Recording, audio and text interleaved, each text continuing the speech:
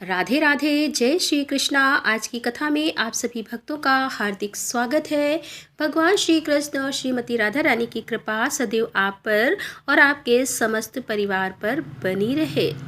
दोस्तों, आज आप सुनेंगे फागुन मास की कथा का तीसरा अध्याय। और अगर आप शिव पुराण की कथा सुनना चाहते हैं तो मेरे दूसरे चैनल जिसका नाम रीता स्टोरीज है, आप उस चैनल पर हर रोज शिव पुराण की वीडियो अपलोड होती है, आप लोग जरूर सुना कीजिए। अभी फागुन मास भी चल रहा है और फागुन मास में शिव पुराण की कथा सुनने से भगवान शिव की विशेष कृपा प्राप्त होती है, क्योंकि फागुन का महीना भगवान शिव जी का महीना होता है। इसीलिए शिव पुराण की कथा को सुनने का भी पूरा प्रयास कीजिए। और अब भगवान श्री हरि विष्णु का ध्यान करके आज की पावन कथा का प्रारंभ करते हैं। पुलस्त जी कहते हैं कि हे राजन, अब मैं सरस्वती नदी जिस प्रकार से पूर्व वाहिनी हुई वह प्रसंग बतलाता हूँ, तुम ध्यान पूर्वक सुनो। बहुत पहले की बात है। एक बार इंद्र समस्त देवताओं की ओर से भगवान श्री विष्णु ने सरस्वती जी से कहा कि हे देवी, तुम पश्चिम समुद्र के तट पर जाओ और इस बयान को ले जाकर समुद्र में डाल दो। ऐसा करने से समस्त देवताओं का भय दूर हो जाएगा।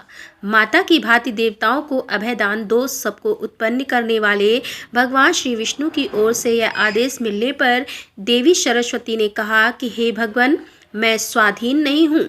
आप इस कार्य के लिए मेरे पिता ब्रह्मा जी से अनुरोध कीजिए, क्योंकि पिताजी की आज्ञा के बिना तो मैं एक पग भी कहीं नहीं जा सकती।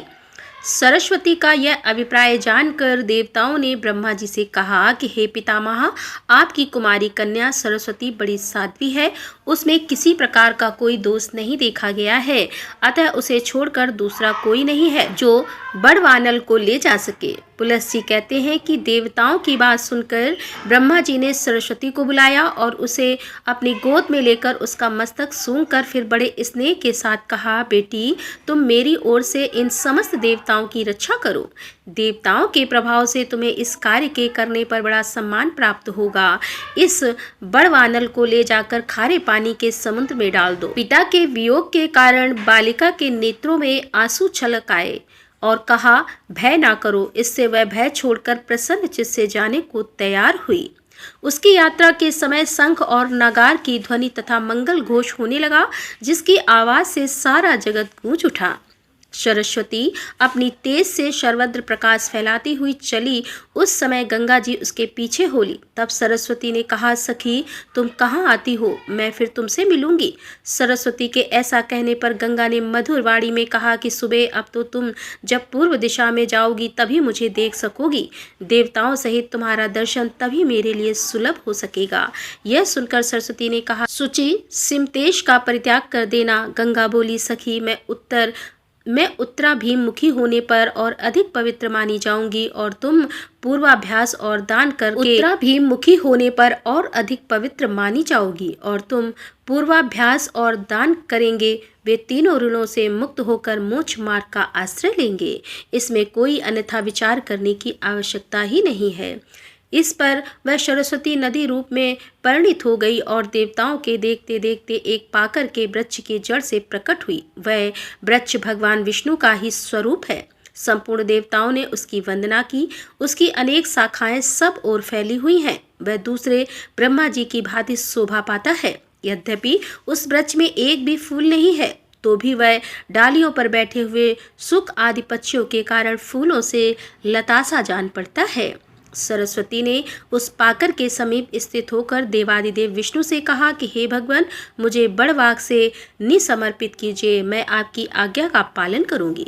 उसके ऐसा कहने पर भगवान श्री विष्णु बोले कि हे सुबह, तुम्हें इस बड़वानल को पश्चिम समुद्र की ओर ले जाते समय जलने का कोई भय नहीं होगा।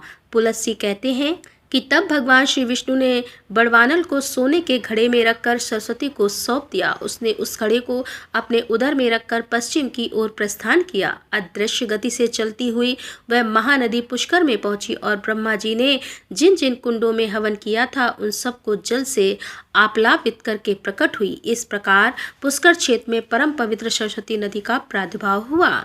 जगत को जीवन दान देने वाली वायु ने भी उसका जल लेकर वहां के सब तीर्थों में डाल दिया। उस पुण्य क्षेत्र में पहुंचकर पुण्य सलीला सरस्वती मनुष्यों के पापों का नाश करने के लिए स्थित हो गई। जो पुण्य आत्मा मनुष्य पुष्कर तीर्थ में विद्यमान सरस्वती का दर्शन करते हैं वे नार के जीवों की अधोगति का अनुभव नहीं करते। जो मनुष्य उसमें भक्ति भाव के साथ स्नान करते हैं वे ब्रह्मलोक में पहुंचकर ब्रह्मा जी के साथ आनंद का अनुभव करते हैं। जो मनुष्य ज्येष्ठ पुष्कर में स्नान करके पितरों का तर्पण करता है वह उन सबका नरक से उद्धार कर देता है तथा स्वयं उसका भी चित्त शुद्ध हो जाता है। ब्रह्मा जी के क्षेत्र में पुण्य सलीला सरस्वती नदी को पाकर मनुष्य दूसरे किस तीर्थ की कामना करे, क्योंकि उससे बढ़कर दूसरा तीर्थ है ही नहीं। कौन संपूर्ण तीर्थों में स्नान करने से जो फल प्राप्त होता है वह सब का सब ज्येष्ठ पुष्कर में एक बार डुबकी लगाने से ही मिल जाता है। अधिक क्या कहा जाए, जिसने पुष्कर क्षेत्र का निवास, ज्येष्ठ कुंड का जल तथा उस तीर्थ में मृत्यु, यह तीन बातें प्राप्त कर ली उसने परम गति पा ली। जो मनुष्य उत्तम काल, उत्तम क्षेत्र तथा उत्तम तीर्थ में स्नान और होम करके ब्राह्मण को दान देता है वह अच्छे सुख का भागी होता है। कार्तिक और वैशाख के शुक्ल पक्ष में तथा चंद्रमा और सूर्य ग्रहण के समय स्नान करने योग्य कुरु जांगल देश में जितने क्षेत्र और तीर्थ मुनीश्वर द्वारा बताए गए हैं उन सब में यह पुष्कर तीर्थ सबसे अधिक पवित्र है, ऐसा ब्रह्मा जी ने कहा है। जो पुरुष कार्तिक की पूर्णिमा को मध्यम कुंड अर्थात मध्यम पुष्कर में स्नान करके ब्राह्मण को धन देता है उसे अश्वमेध यज्ञ का फल मिलता है। इसी प्रकार कनिष्ठ अर्थात अत्यंत पुष्कर में एकाग्रता पूर्वक स्नान करके जो ब्राह्मण को उत्तम अगहनी का चावल दान करता है वह अग्निलोक में जाता है तथा वहाँ 21 पीढ़ियों के साथ रहकर श्रेष्ठ फल का उपभोग करता है। इसीलिए पुरुष को उचित है कि वह पूरा प्रयत्न करके पुष्कर तीर्थ की प्राप्ति के लिए वहां की यात्रा करने के लिए अपना विचार स्थिर करे। मति, स्मृति, प्रज्ञा, मेधा, बुद्धि और शुभ वाणी 6 सरस्वती के पर्याय बतलाए गए हैं। जो पुष्कर के वन में जहाँ प्राची सरस्वती जाकर उसके जल का दर्शन भर कर लेते हैं, वन में जहाँ प्राणी सरस्वती है, जहाँ प्राची सरस्वती है, उन्हें भी अश्वमेध यज्ञ का फल मिलता है तथा जो उसके भीतर गोता लगाकर स्नान करता है वह तो ब्राजी का अंचर ही हो जाता है। जो मनुष्य वहाँ विधि पूर्वक श्राद्ध करते हैं वे पितरों को दुखदायी नरक से निकालकर स्वर्ग में पहुँचा देते हैं। जो सरस्वती नदी में स्नान करके पितरों को कुश और तिल से युक्त जल दान करते हैं उनके पितर हर्षित होकर नाचने लगते हैं। यह पुष्कर सब तीर्थों में श्रेष्ठ माना गया है क्योंकि यह आदि तीर्थ है, इसीलिए इस पृथ्वी पर यह समस्त तीर्थों में विख्यात है। यह मानो धर्म और मोक्ष की क्रयस्थली निधि है। सरस्वती नदी से युक्त होने के कारण इसकी महिमा और भी बढ़ गई है। जो लोग पुष्कर तीर्थ में सरस्वती नदी का जल पीते हैं वे ब्रह्मा और महादेव जी के द्वारा प्रशंसक अच्छे लोगों को प्राप्त होते हैं। धर्म के तत्व को जानने वाले मुनियों ने जहाँ जहाँ सरस्वती नदी का सेवन किया है उन सभी स्थानों में वे परम पवित्र रूप में स्थित हैं, किंतु पुष्कर में वे अन्य स्थलों की अपेक्षा विशेष पवित्र मानी गई है। पुण्यमय सरस्वती नदी संसार में सुलभ है, किंतु कुरुक्षेत्र, प्रभास क्षेत्र और पुष्कर क्षेत्र में तो वह बड़े भाग्य से प्राप्त होती है, अतः वहाँ इसका दर्शन दुर्लभ बताया गया है। सरस्वती तीर्थ इस भूतल के समस्त तीर्थों में श्रेष्ठ होने के साथ ही धर्म, अर्थ, काम और मोक्ष इन चारों पुरुषार्थों का साधक है। अतः मनुष्य को चाहिए कि वह ज्येष्ठ, मध्यम तथा कनिष्ठ तीनों पुष्कर में यत्न पूर्वक स्नान करके उनकी प्रदक्षिणा करे। तत्पश्चात पवित्र भाव से प्रतिदिन पितामह का दर्शन करे। ब्रह्मलोक में जाने की इच्छा रखने वाले पुरुष को अनुलोम क्रम से अर्थात क्रमशः ज्येष्ठ, मध्यम एवं कनिष्ठ पुष्कर में तथा विलोम क्रम से अर्थात कनिष्ठ, मध्यम और ज्येष्ठ पुष्कर में स्नान करना चाहिए। इसी प्रकार वह उक्त तीनों पुष्कर में से किसी एक या सब में नित्य स्नान करता रहे। पुष्कर क्षेत्र में 3 सुंदर शिखर और 3 ही स्रोत हैं। वे सब के सब पुष्कर नाम से ही प्रसिद्ध हैं। उन्हें ज्येष्ठ पुष्कर, मध्यम पुष्कर और कनिष्ठ पुष्कर कहते हैं। जो मन और इंद्रियों को वश में करके सरस्वती नदी में स्नान करता है और ब्राह्मणों को एक उत्तम गौ का दान देता है वह शास्त्रीय आज्ञा के पालन से शुद्ध चित्त होकर अच्छे लोगों को पाता है। अधिक क्या कहें, जो रात के समय भी स्नान करके वहां याचक को धन देता है वह अनंत सुख का भागी होता है। पुष्कर में तिल दान की मुनि लोग अधिक प्रशंसा करते हैं तथा कृष्ण पक्ष की चतुर्दशी को वहां सदा ही स्नान करने का विधान है। हे भीष्म जी, पुष्कर वन में पहुंचकर सरस्वती नदी के प्रकट होने की बात बताई गई है। अब वह पुनः अदृश्य होकर वहां से पश्चिम दिशा की ओर चली। पुष्कर से थोड़ी ही दूर जाने पर एक खजूर का वन मिला जो फल और फूलों से सुशोभित था। सभी ऋतुओं के पुष्प उस वन स्थली की शोभा बढ़ा रहे थे। वह स्थान मुनियों के भी मन को मोहने वाला था। वहां पहुंचकर नदियों में श्रेष्ठ सरस्वती देवी पुनः प्रकट हुई और वहां से वे नंदा के नाम से तीनों लोकों में प्रसिद्ध हुई। सूत जी कहते हैं कि यह सुनकर देवव्रत भीष्म ने पुलस्त्य से पूछा कि हे ब्राह्मण, सरिता उन सब में श्रेष्ठ नंदा कोई दूसरी नदी तो नहीं है? मेरे मन में इस बात को लेकर बड़ा कौतूहल हो रहा है कि सरस्वती का नाम नंदा कैसे पड़ गया। जिस प्रकार और जिस कारण से वह नंदा नाम से प्रसिद्ध हुई उसे भी बताने की कृपा कीजिए। भीष्म के इस प्रकार पूछने पर पुलस्त्य नंदा नाम क्यों पड़ा इसका प्राचीन इतिहास सुनाना प्रारंभ किया। वे बोले कि हे भीष्म, पहले की बात है कि पृथ्वी पर प्रभंजन नाम से प्रसिद्ध एक महाबली राजा हो गए। एक दिन वह उस वन में मृग का शिकार खेल रहे थे। उन्होंने देखा कि एक झाड़ी के भीतर मृगी खड़ी है। वह राजा के ठीक सामने पड़ती थी। प्रभंजन ने अत्यंत तीक्ष्ण बाण चलाकर मृगी को बांध डाला। आहत हरिणी ने चकित होकर चारों ओर दृष्टिपात किया। फिर हाथ में धनुष बाण धारण किए राजा को खड़ा देखकर वह बोली, ओ मूढ़, यह तूने क्या किया? तुम्हारा यह कर्म पाप पूर्ण है। मैं यहाँ नीचे मुंह किए खड़ी थी और निर्भय होकर अपने बच्चे को दूध पिला रही थी। इसी अवस्था में तूने इस वन के भीतर मुझ निरपराध हरिणी को अपने वज्र के समान बाण का निशाना बनाया। तेरी बुद्धि बड़ी खोटी है, इसीलिए तू कच्चा मांस खाने वाले पशु की योनि में पड़ेगा।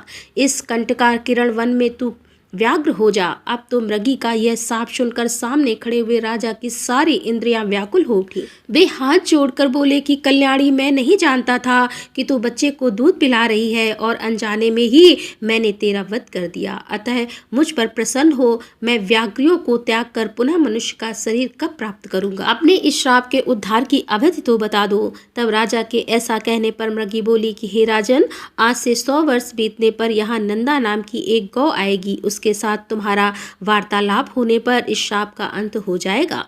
पुलस्त्य जी कहते हैं कि मृगी के कथन के अनुसार राजा प्रभंजन व्याघ्र हो गए। उस व्याघ्र की आकृति बड़ी ही घोर और भयानक थी और वह उस वन में काल के वशीभूत हुए मृगी एवं अन्य चौपाइयों तथा मनुष्यों को भी मार मार कर खाने और रहने लगा।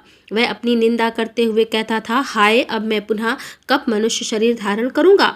अब से नीच योनि में डालने वाला ऐसा निंदनीय कर्म महान पाप कभी नहीं करूंगा। अब इस योनि में मेरे द्वारा पुण्य नहीं हो सकता। एकमात्र हिंसा ही मेरी जीवन की वृत्ति है। इसके द्वारा तो सदा दुख ही प्राप्त होता है। किसी प्रकार मृगी की कही हुई बात सत्य हो सकती है। जब व्याघ्र को उस वन में रहते हुए 100 वर्ष बीत गए, तब एक दिन वहाँ गौओं का एक बहुत बड़ा झुंड उपस्थित हुआ। वहाँ घास और जल की विशेष सुविधा थी और वहीं वहाँ पर गौओं के आने का विशेष कारण हुई। आते ही गौओं के विश्राम के लिए बाड़ लगा दी गई। ग्वालों के रहने के लिए भी साधारण घर और स्थान की व्यवस्था की गई। गोचर भूमि तो वहाँ थी। सबका पड़ाव पड़ गया। वन के पास का स्थान गौओं की रंभा की भारी आवाज से गूंजने लगा। मतवाले गोपचारों से उस गौ समुदाय की रक्षा करते थे। उन गौओं के झुंड में एक बहुत ही हष्ट पुष्ट तथा संतुष्ट रहने वाली गाय थी। उसका नाम था नंदा। वही उस झुंड में प्रधान तथा सबके आगे निर्भय होकर चला करती थी। एक दिन वह अपने झुंड से बिछड़ गई और चरते चरते पूर्व व्याघ्र के सामने जा पहुंची। व्याघ्र उसे देखते ही कहता हुआ उसकी ओर दौड़ा और निकट आकर बोला, आज विधाता ने तुझे मेरा ग्रास नियत किया है, क्योंकि तू स्वयं यहाँ आकर उपस्थित हुई है। व्याघ्र का यह रोंगटे खड़े कर देने वाला निष्ठुर वचन सुनकर उस गाय को चंद्रमा के समान कांति वाले अपने सुंदर बछड़े की याद आने लगी। उसका गला भराया और वह गदगद स्वर से पुत्र के लिए हुकार करने लगी। उस गौ को अत्यंत दुखी होकर क्रंदन करते देखकर व्याघ्र बोला, अरे गाय, संसार में सब लोग अपने कर्मों का ही फल भोगते हैं। तू स्वयं मेरे पास आ पहुंची है। इससे जान पड़ता है कि तेरी मृत्यु आज ही नियत है। फिर व्यर्थ शोक क्यों करती है? अच्छा, यह तो बता कि तू रोई किस लिए? व्याघ्र का प्रश्न सुनकर नंदा ने कहा कि हे व्याघ्र, तुम्हें नमस्कार है। मेरा सारा अपराध क्षमा करो। मैं जानती हूँ तुम्हारे पास आए हुए प्राणी की रक्षा असंभव है, अतः मैं अपने जीवन के लिए शोक नहीं करती। मृत्यु तो मेरी एक ना एक दिन होनी ही है, फिर उसके लिए क्या चिंता करना। किंतु हे मृगराज, अभी नहीं अवस्था में मैंने एक बछड़े को जन्म दिया है। पहली बियान का बच्चा होने के कारण वह मुझे बहुत ही प्रिय है। मेरा बच्चा अभी दूध पीकर ही जीवन चलाता है और घास को तो वह खाता भी नहीं। इस समय वह गोष्ठ में बंधा है और भूख से पीड़ित होकर मेरी राह देख रहा है।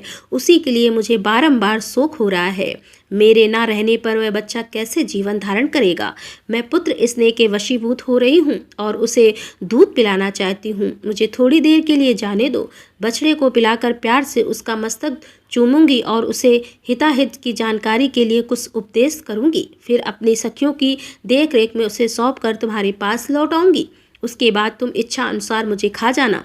राधे राधे। जय श्री कृष्णा। आज की कथा का यहीं पर समापन करती हूँ। इसके आगे का वृत्तांत आप कल की कथा में सुनेंगे।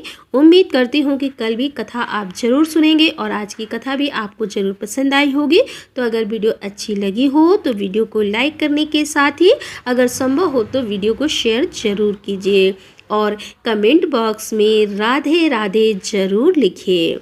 तो दोस्तों मिलते हैं इसकी आगे की कथा लेकर। तब तक के लिए राधे राधे। जय श्री कृष्णा। हर हर महादेव। जय भोलेनाथ की।